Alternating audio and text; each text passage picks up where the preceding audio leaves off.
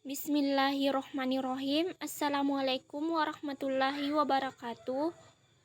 Perkenalkan, nama saya Kamelia, NIM 90400244, kelas akuntansi B.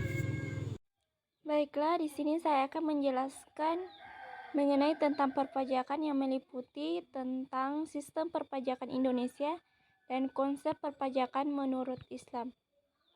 Yang kedua, PPh pasal 21 dan 26. Yang ketiga, PPh pasal 22. Yang keempat, PPh pasal 23. Dan yang kelima, PPh pasal 24.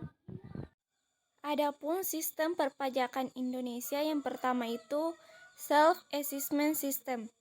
Self-Assessment System merupakan sistem pemungutan pajak yang membebaskan penentuan besaran pajak yang perlu dibayarkan oleh wajib pajak yang bersangkutan. Dengan kata lain, wajib pajak merupakan pihak yang berperan aktif dalam menghitung, membayar, dan melaporkan besarnya pajaknya ke kantor pelayanan pajak atau melalui sistem administrasi online yang sudah dibuat oleh pemerintah.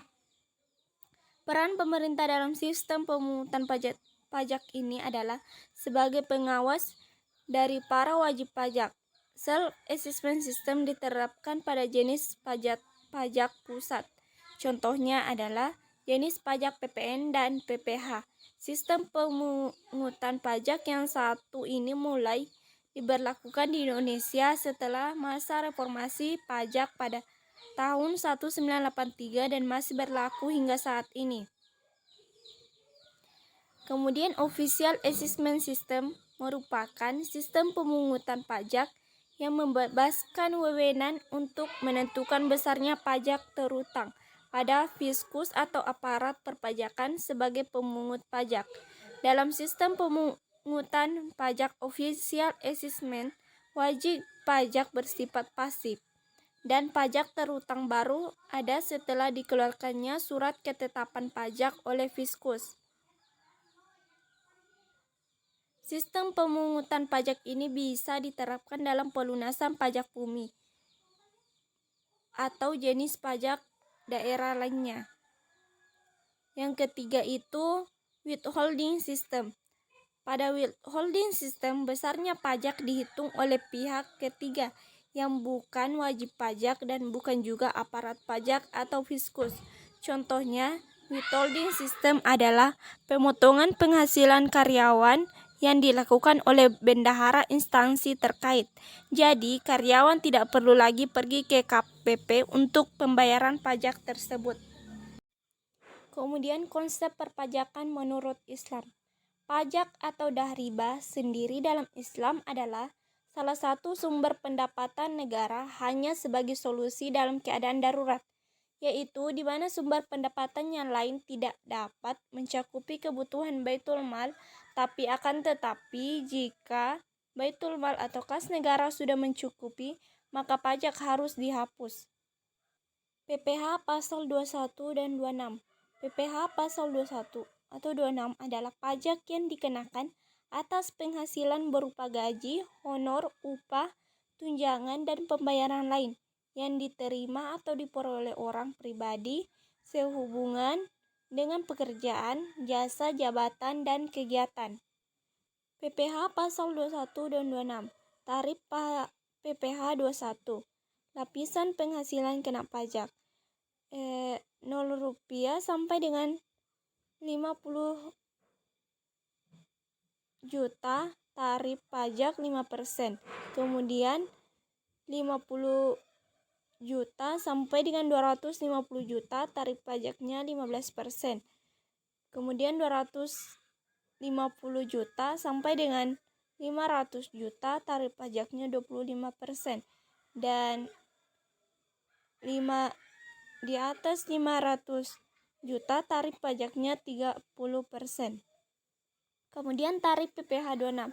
Tarif yang dikenakan adalah 20% untuk setiap jenis penghasilan yang dikenakan PPh pasal 26 atau sesuai dengan persetujuan penghindaran pajak berganda di antar negara atau tax treaty.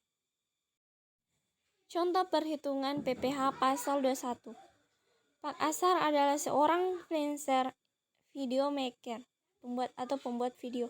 Beliau mendapat pekerjaan dari PT Desain Sejahtera untuk mengerjakan sebuah video animasi pendek dan mendapat penghasilan 10 juta. Besar PPh 21 terutang 5% dikali 50% dikali 10 juta sama dengan 5% dikali 5 juta sama dengan 250.000. Bila Pak Asar tidak memiliki NPWP, jadi 120% dikali 5% dikali 50% dikali 10 juta sama dengan 300.000 rupiah. Contoh perhitungan PPh pasal 26. Jughead adalah seorang asing yang berkewarganegaraan Inggris yang memegang saham sebesar 25% pada PT XYZ pada tahun 2020.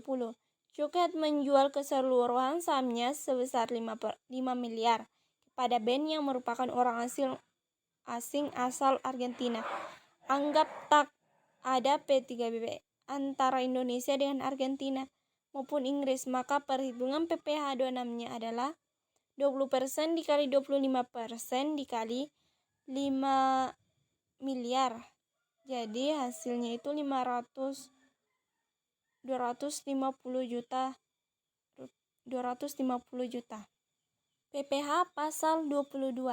PPh pasal 22 dikenakan kepada badan-badan usaha tertentu, baik milik pemerintah maupun swasta yang melakukan kegiatan perdagangan ekspor, impor, dan reimpor.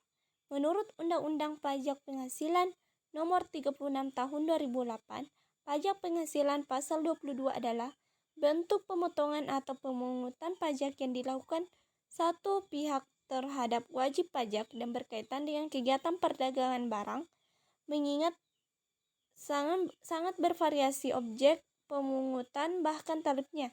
Ketentuan PPh pasal 22 relatif lebih rumit dibandingkan dengan PPh lainnya, seperti PPh 21 ataupun PPh 23. Tarif PPh pasal 22. Yang pertama itu tarif PPh 22 sebesar 2,5% dan 7,5% atas impor barang dengan rincian sebagai berikut.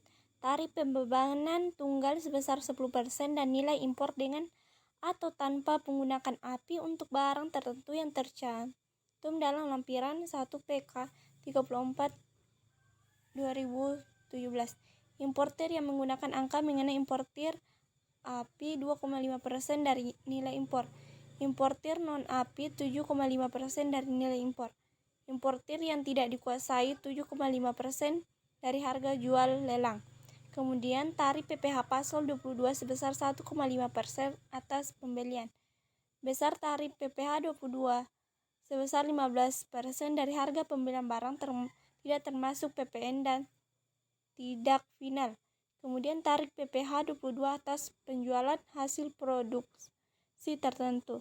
Yang keempat, tarif PPh 22 atas penjualan hasil produksi ini diterapkan berdasarkan keputusan Direktur Jenderal Pajak yang dihitung dari dasar pengenaan pajak dan bersifat tidak final.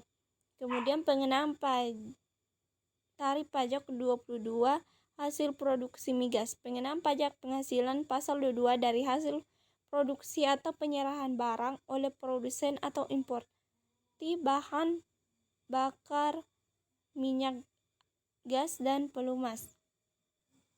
Contoh perhitungan PPh 22. Bendahara membeli 4 printer dari PT ABCD dengan harga beli 22 juta. Harga termasuk PPN. Besarnya pemungutan pajak atas pembelian printer tersebut adalah harga pembelian 22 juta, dasar pengenaan pajak 20 juta dan kurung 100 per 110 dikali 22 juta. PH pasal 22 1,5% dikali 20 juta sama dengan 300.000. PPh pasal 23. Pajak penghasilan pasal 23 adalah pajak yang dikenakan pada penghasilan atas modal, penyerahan jasa, atau hadiah dan penghargaan selain yang telah dipotong PPh pasal 21.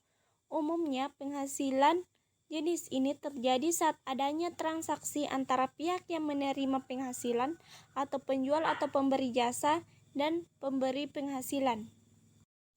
Ketentuan PPh pasal 23.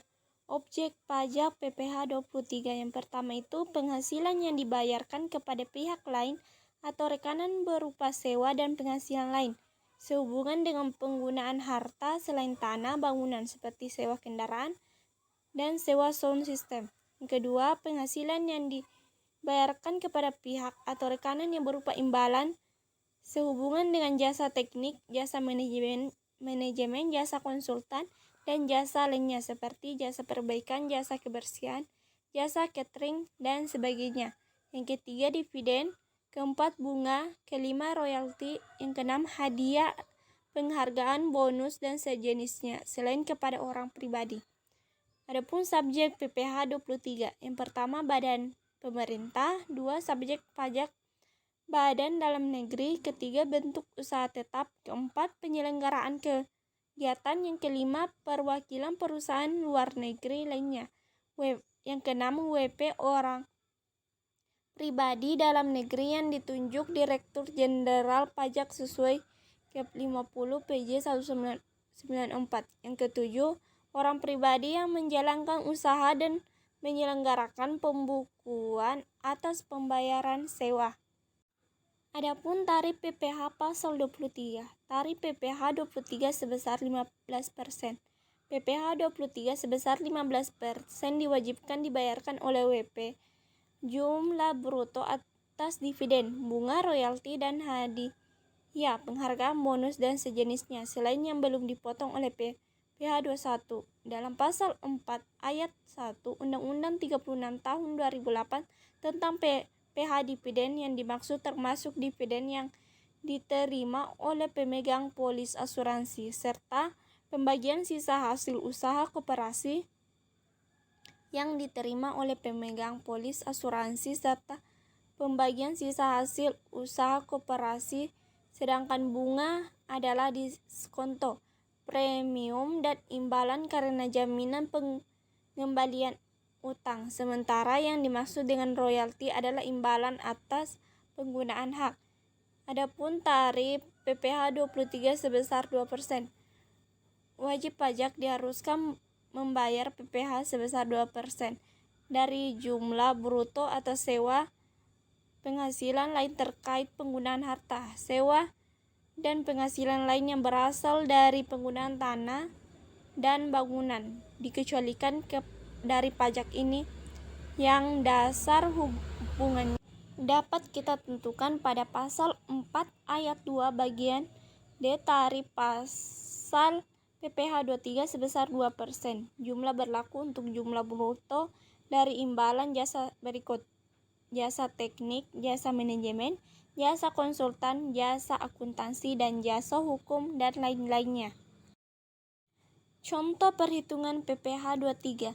Pak Juadi menerima royalti atas hak yang digunakan sebesar 20 juta, maka jumlah PPh yang harus dibayarkan adalah 15% dikali 20 juta sama dengan 3 juta. PPh pasal 24. Pajak penghasilan pasal 24 adalah salah satu jenis pelunasan PPh dalam tahun berjalan yang merupakan pajak yang dibayar atau terutang di luar negeri atas penghasilan dari luar negeri yang diterima atau diperoleh WP dalam negeri. Objek pajak pasal 24.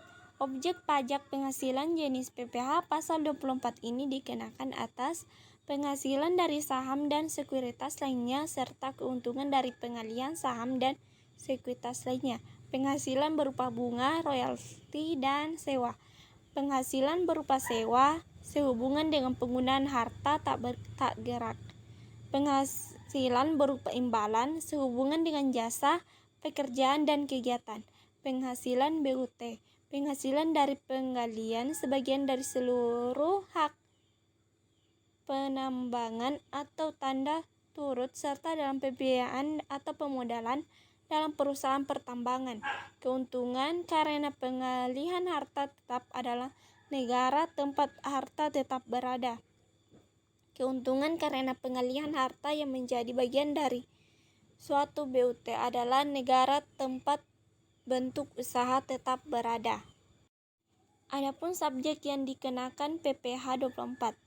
Jenis PPh 24 ini dikenakan pada wajib pajak yang memiliki sumber penghasilan sebagai objek PPh pasal 24. Dan adapun subjek pemotongan PPh 24. Pihak atau subjek yang memotong pajak penghasilan jenis PPh pasal 24 adalah wajib pajak badan maupun yang orang pribadi pemberi penghasilan atau dari pengalihan harta atau aset di luar negeri.